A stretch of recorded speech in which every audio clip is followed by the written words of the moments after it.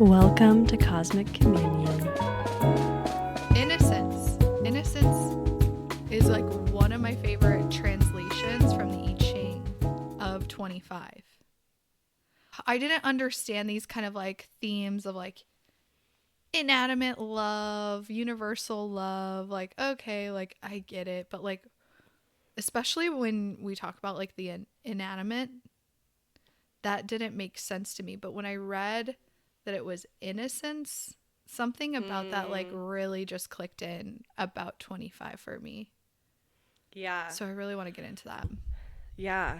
I actually felt called to pull out Brynja's animal totems in the I Ching book last night. Yeah. And in her book, she gives like a little overview of the I Ching, a little overview of the human design perspective, and a little overview of the gene key, and then the animal totem. Mm-hmm.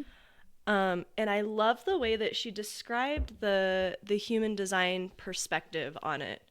Because in Ra's language, it also kind of, I'm like, okay, so according to Ra, all inanimate objects, the only gate that they have is gate 25, innocence, the spirit of the self. But it made sense when I read it this way. So I'm going to read. This is from Brynja Magnuson's Animal Totems in the I Ching. So, of the 4 gates of love, it is the 25th gate that is unconditional and universal. It is the love of all things. In human design, love is not a romantic hormonal response. It is closer to the movement of consciousness, like a gravitational pull. Yeah, when I read that, I was like, oh, yep, that is it. Holy shit. If you look at the energy design of an inanimate object through human design, you will find only the 25th gate. It is the one gate of the elements. So the elements, 25, that's the only gate that they have. According to Ra Uruhu, this is the sustenance and the substance of the totality. It is the flesh of the biverse, if you will. It is the thing that makes it possible for consciousness to exist in the first place. Excuse me? Right? This is like the center of everything? Yes. Holy shit. Well, and it really points to... It really honestly points to what Luna like has continued to harp on, which is that love is the fabric of the universe. Like, it's the plasma. It's what we're all made of. And love, this kind of love, unconditional love, is not, it's not romantic love. This kind of love reconciles duality. It's all encompassing. It's not like on the spectrum of love to fear. It encompasses love and fear. So the vibes were too high, and Cody and I recorded an incredible episode on 25, and then the internet deleted it. So here is our take 2 of the conversation. We are doing it again. Take 2. How many episodes have we had to do this? I feel like this has happened like... This is like at least the second or third. Like, I think it can't just be number 2 because it feels too extreme. Like, it has to at least be number 3. No. Yeah, it's definitely at least the 3rd time. Mm-hmm. I think we said it in the last episode. It's like that part about the 25 holding like the substance of our reality of everything. So what I think you said this as well. 25, like literally everything has gate 25. Yes. In living existence. Mm-hmm. And so all inanimate objects. So like this lamp I'm looking at has 25. Gate 25. The rock outside has gate 25. This table, this fireplace, like it's what everything is made of. It's the substance of life itself. Wow. So am I gonna like, I think maybe like for this entire episode, am I gonna disclaim how we talked about what I'm about to say? I know. I'm trying to like, make it should I natural, drop but that? I'm still drop- pissed. I'm still pissed off. I keep wanting to be like, so I already fucking said it, but So yeah, it's fine. but We'll so this is reminding me of a couple months ago I was reading The Prophecy of Ra-Uru-Hu, written by Steve Rhodes. And in the book he talks about essentially like human design's Big Bang Theory. And essentially there's this big like star wall. Like to me it's like a star membrane. And it was like like the primordial crystal and the primordial substance of the G center were held together. And then the bang, and then like the third thing like hit it. I could be saying this wrong, so don't come for me. But the third thing like hit it and it exploded. And so these two, the crystal and like holding this very loosely, like metaphorically, right? This crystal gets dislodged from the G center, and they're essentially they crack into the fractal nature of reality from one to the other. And essentially they're attempting, our reality is attempting for that crystal and that primordial G center to come back into reconciliation with one another. Okay, so this was not clicking with me the last time you said it. So that that essentially he was referencing this original like source origin point as like the G center of everything. It's the primordial G center. The primordial G center. That is wild. Yeah. Also, what was the secret third thing that came bumping around?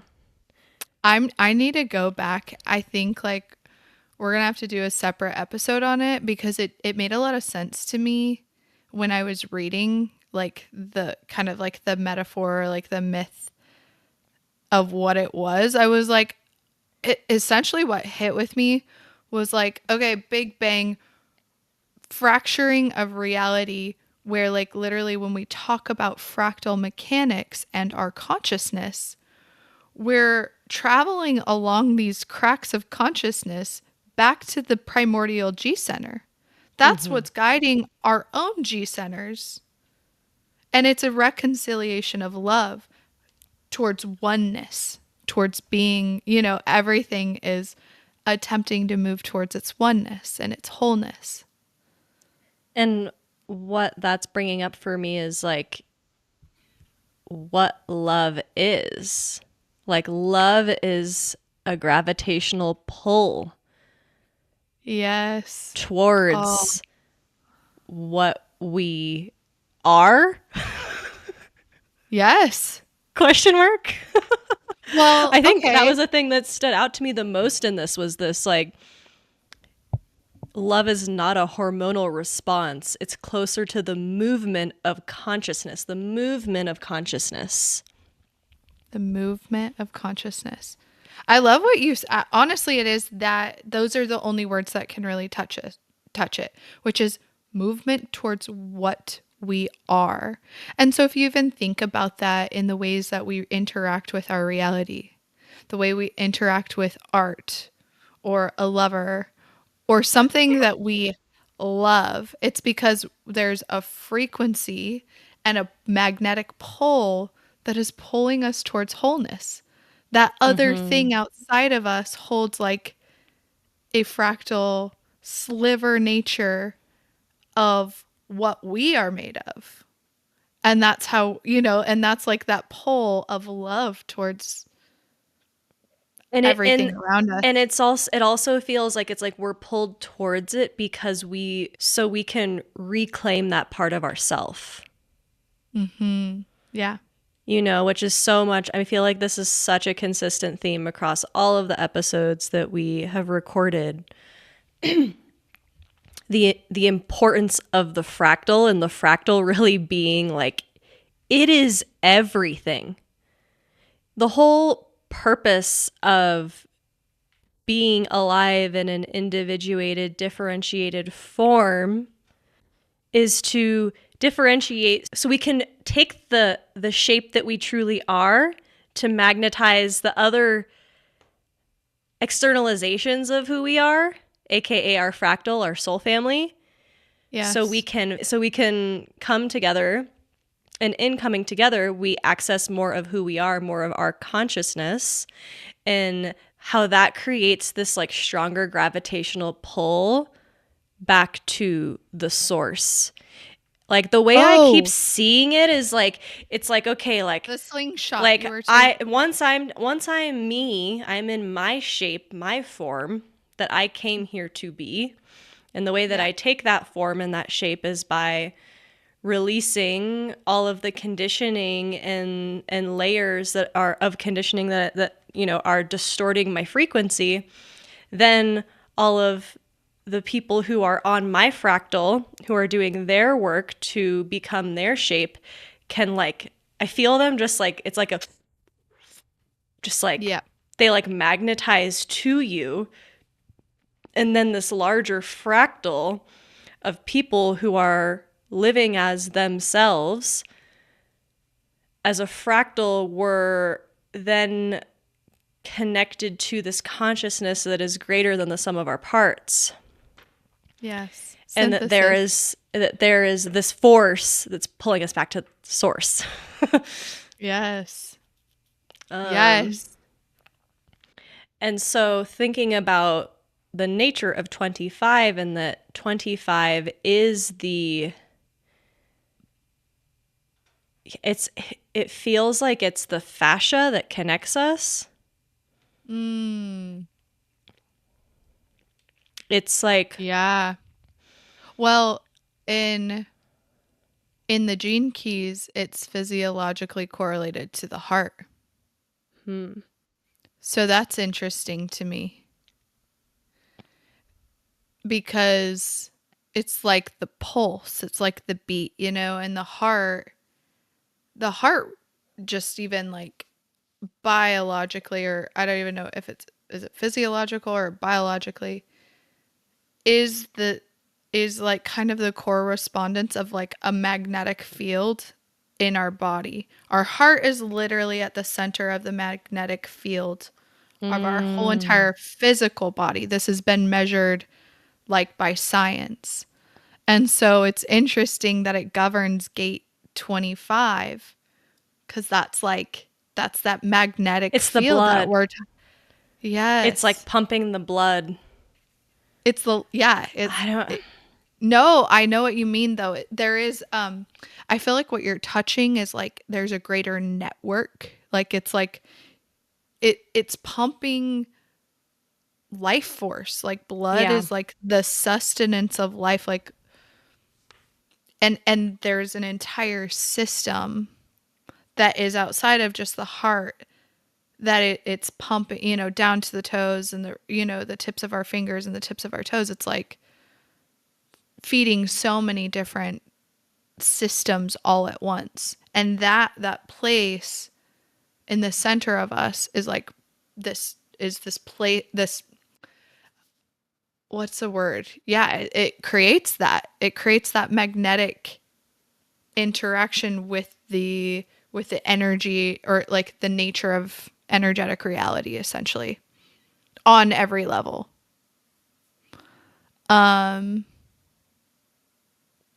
Yeah, 25. One of the parts that we were talking about that I really loved, that I continued contemplating, was, and you were starting to touch it here in the beginning, was like the spirit of the self. And that one of my favorite keynotes for 25 is found in the I Ching, which is innocence. So we were talking about innocence motivation, and how there's kind of this idea out there that innocence motivation lies outside of like motivation just in general, right? That it's like, I'm just gonna that's not for me. Like, I'm not going to do that thing. It's not my job to meddle. And my experience with innocence motivation is that I'm very passionate. If it's coming from an intrinsic source inside of me, from the pulse of my heart, you bet your ass I'm getting involved. And that is innocence. That's not desire transference. But it has to originate from within me. If it's something that is being directed via the people, circumstances, like environment outside of me, that's desire transference. And so the spirit of the self, gate 25, is like this place inside of everything that is unadulterated, untouched, just in general. We It's all just have that. Yeah, it's our true nature. Mm-hmm. And something else, like in regards to innocence, because this is something that really irks me about, that I think is really misunderstood about innocence, is that there's this distortion that innocence is like so impartial that it's almost like not taking a side or having a perspective. Yeah. And what we were talking about was like children as a perfect example of true innocence. Yes. And innocence really is like telling the unfiltered truth, where it's like before kids like are aware of this like social etiquette and like morality and stuff like that. It's like it's just it's a genuine response to life, and kids know like what they like and what they don't like, and they're going to tell you about it. They're not just going to like take in something that they don't like, right? They're going to tell you what they really feel. Yeah. And to me, that is real innocence. Like they have a preference. They have a side. Yes. They know who they like on the playground. They know who they don't like. Yes. And they're not conditioned enough yet to go play with the person that they don't like. Yeah. They're like, no, I don't even know the reason, but I don't want to. Right. I don't like to. I just thought of this story. I have to share it. Our shared friend, Sarah, last year we were at the Queen's Council and we were saying goodbye. And me and Sarah both have innocence motivation. And there was just this really sweet moment where we were leaving the retreat and I was going to say goodbye to her. And I said something, maybe you remember it. I remember laughing about it with you. And I said, well, don't know when I'll see you again. So I no, said it was, I think it was, yeah, it was like, yeah, well, we probably won't talk again. No, that's what I said. Until the next one of these or something. Like. Yeah, I probably won't talk to you again until we're at the next retreat. So I love you. Bye. And then we hugged and we both stopped and looked at each other and just laughed because it was innocence motivation. And this is like, me and her like really, I feel like connected on that quality. And so she like, it wasn't this rude thing. It was like, that was the most innocent thing. But in any other situation, somebody would have been like so offended. Yeah. There's something about innocence, like true innocence, that is just truth. It's like the unfiltered truth. Brutal. The brutally honest truth. Yeah. And I wish that I saw more innocence motivation people feel empowered to be that way. Yeah. Whereas I feel like in the human design community, so many people have taken in this information and made it seem like they can't have a perspective. They can't take sides. Yeah. Like they can't be involved in activism, or, it's not their job to care about anything. And I'm like, we're human, right? We care for one another. That's a very human thing, regardless of you're a human before you even have a motivation. I literally took an Innocence course like 2-3 years ago with somebody who's pretty prominent in the human design realm. And that's what the advice was like, oh, it's not my job to get involved with the homeless man on the corner. Are you stupid?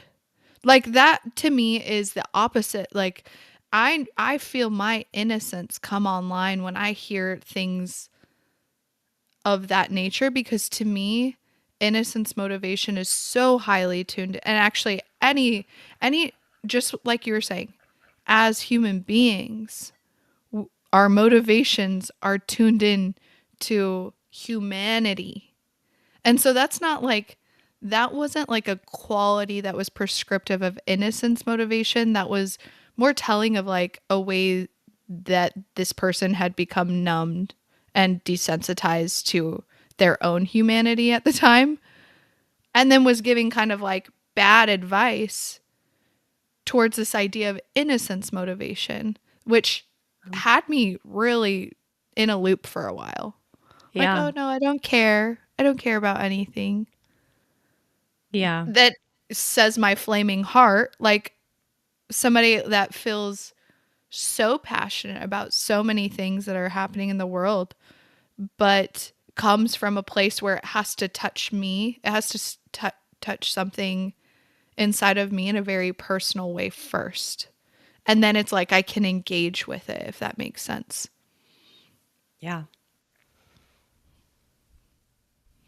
Mm.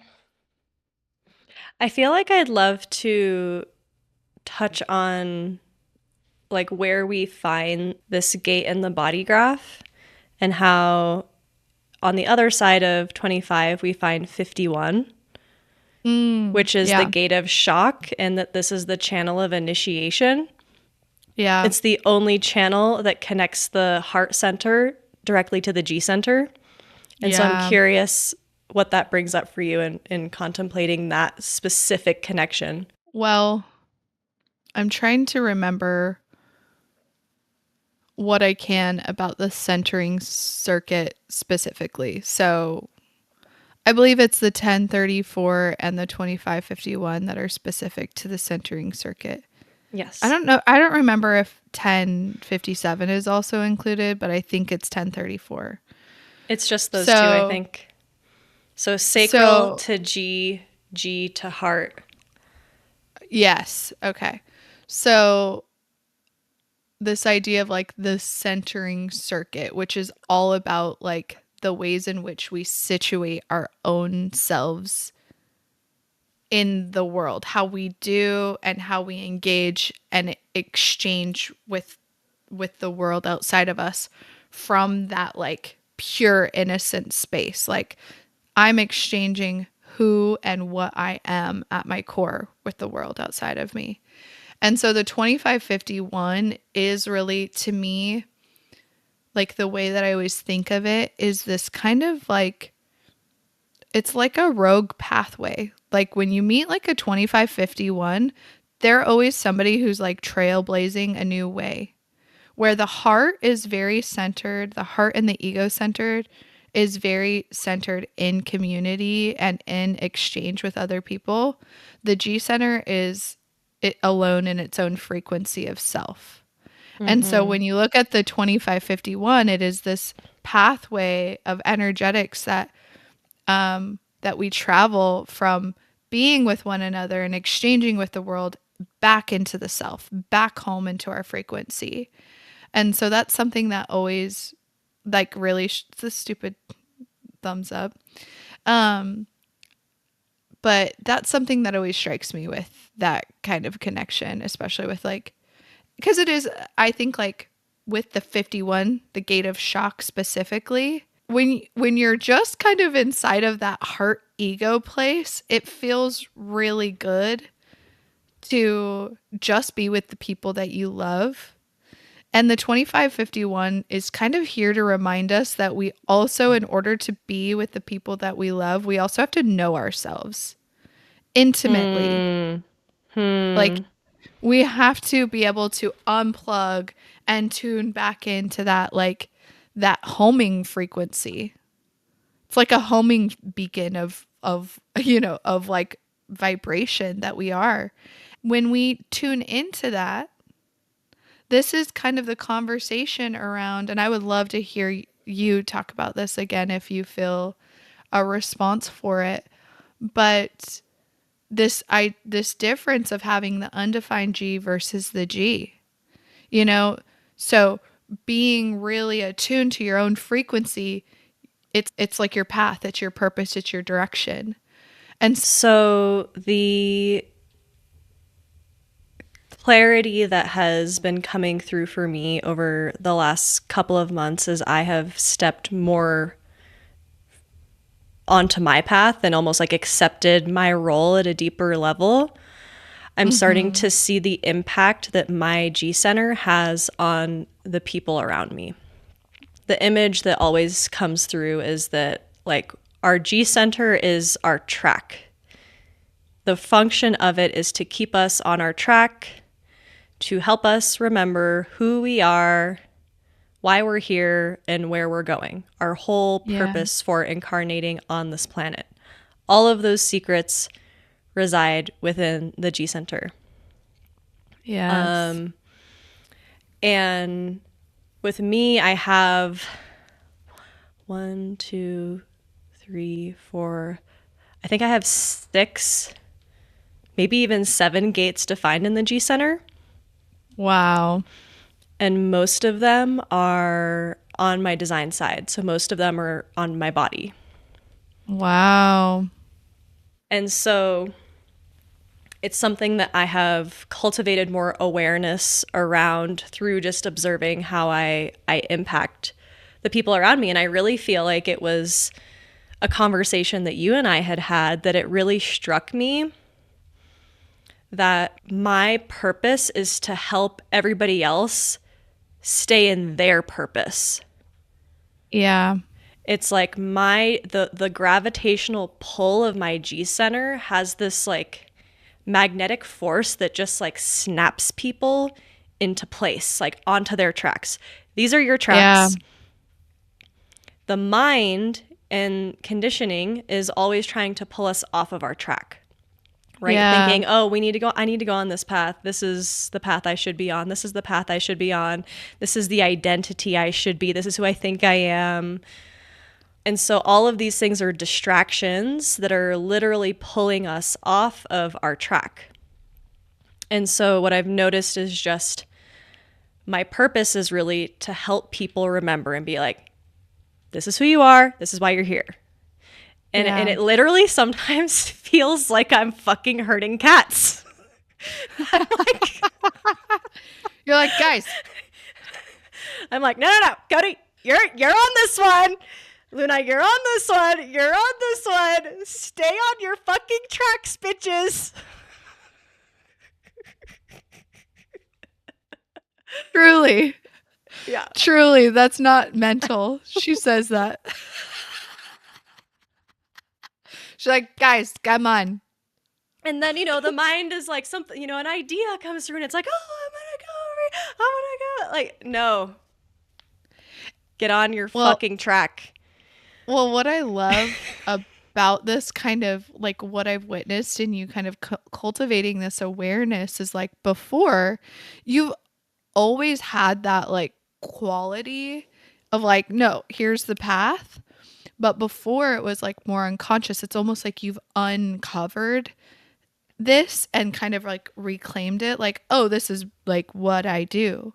Because that body, those red lines, they are such a like a consistent, literally physical, visceral thing. And so for you watching it happen mentally, it's easy to be like, oh, am I doing that? Am I? But you are, and the people in your life can attest to that. It is this magnetic thing that your body is literally doing. Yeah. And it's been really cool to watch. And I've had to release a lot of my own stuff around that, just like around how influential I am, around how pushy I am. That G center is also motivated by my desire motivation. And so it's like, I'm getting all up in your business and I'm like, no, this is it here. Yeah. This is where we're going. Like, this is who you are. It's very personal. And I've seen the power of that G center. And I think there's like a level of maturity that I have with it now. Whereas in the past, like I would try to push people from more of that egoic place of like thinking that I know where they need to be going or what they need to be doing or whatever. And that was my own, you know, spiritual narcissism and pride.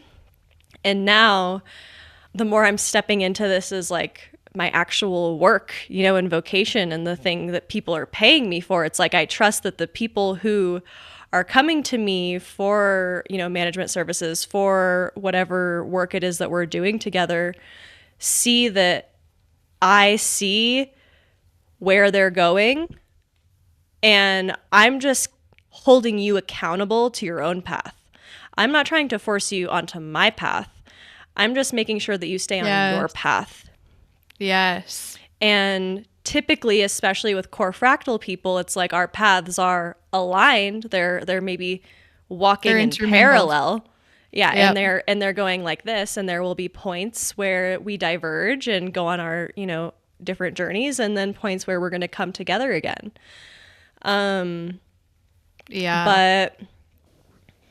like this is a warning. Like, yeah, before you come into my sphere, there has to be that level of recognition that like, oh, this is the person who's going to push me into myself, who's going to push me in my direction. I'm just seeing like all of the pieces weaving this tapestry that is Sarah Belpedio, which is like Scorpio, heavily defined G center, 2-4 projector.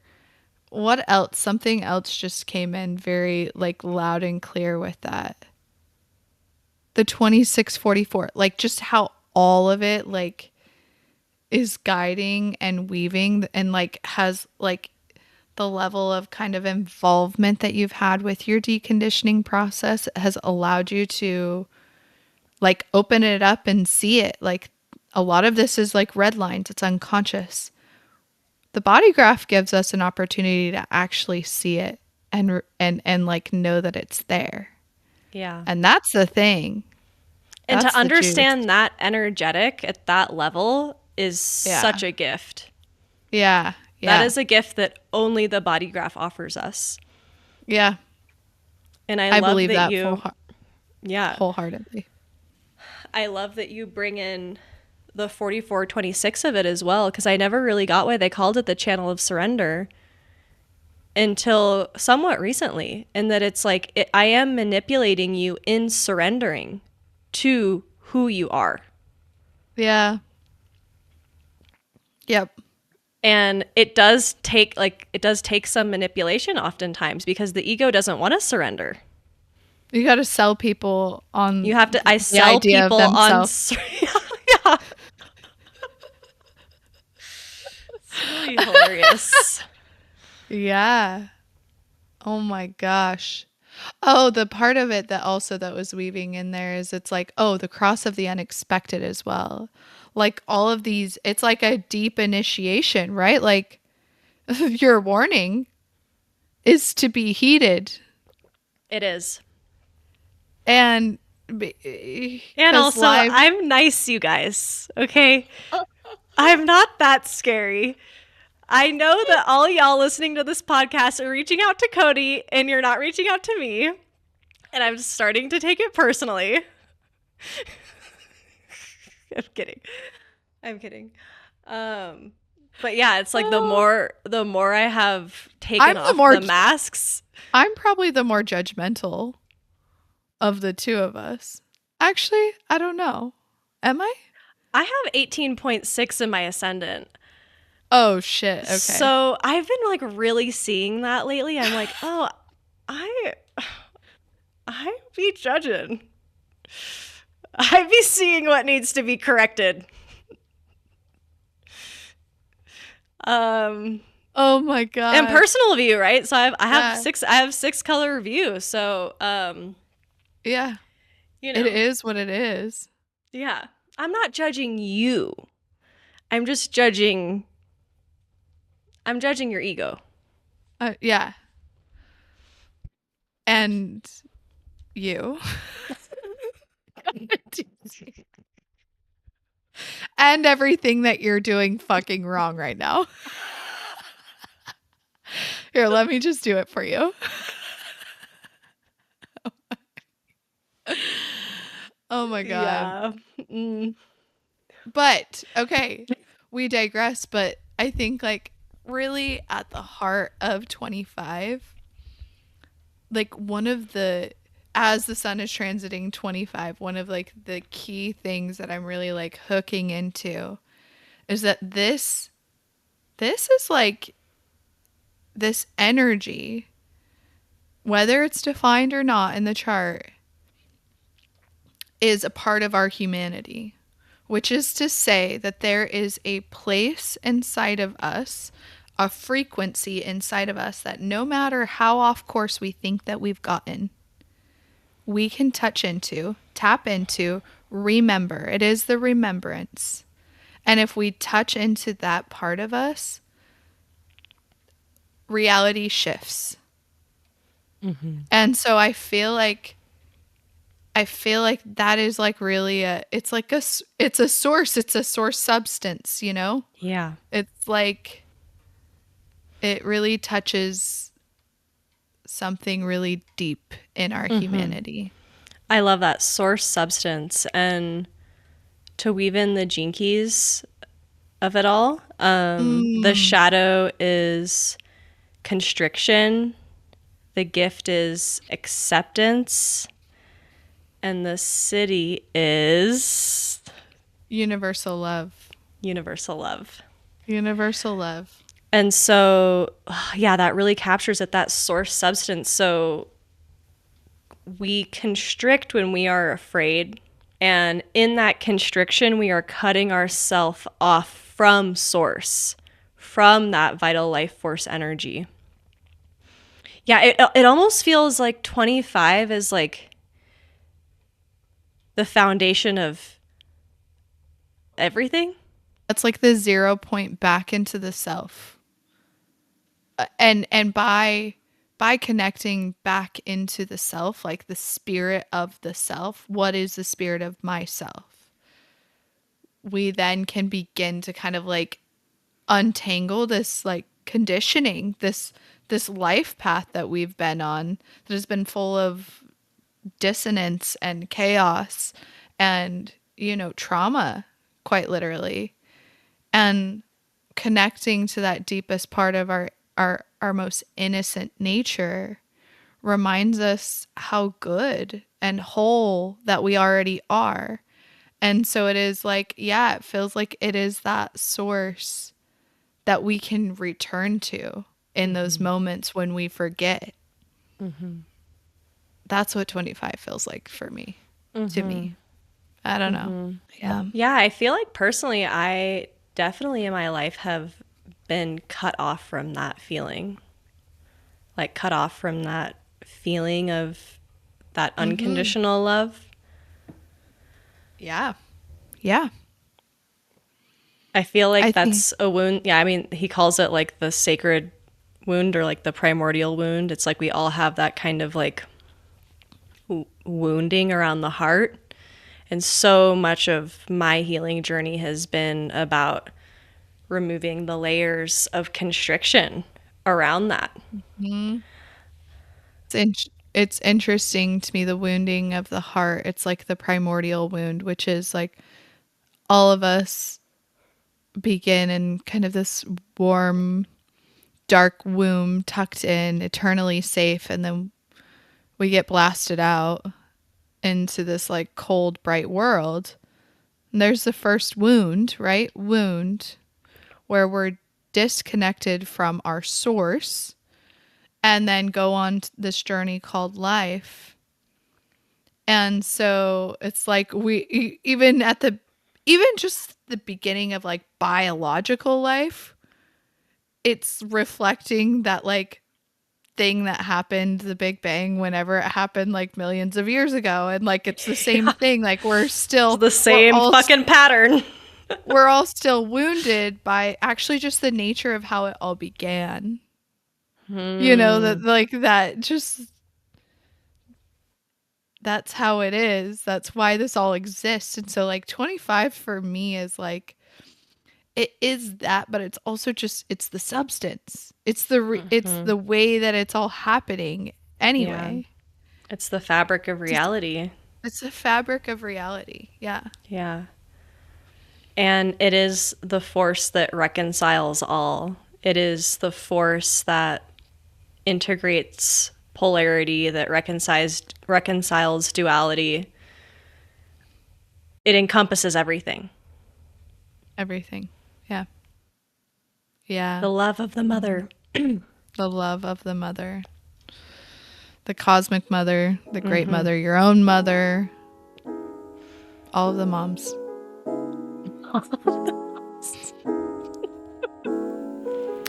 Thank you so much for tuning into this episode of Cosmic Communion.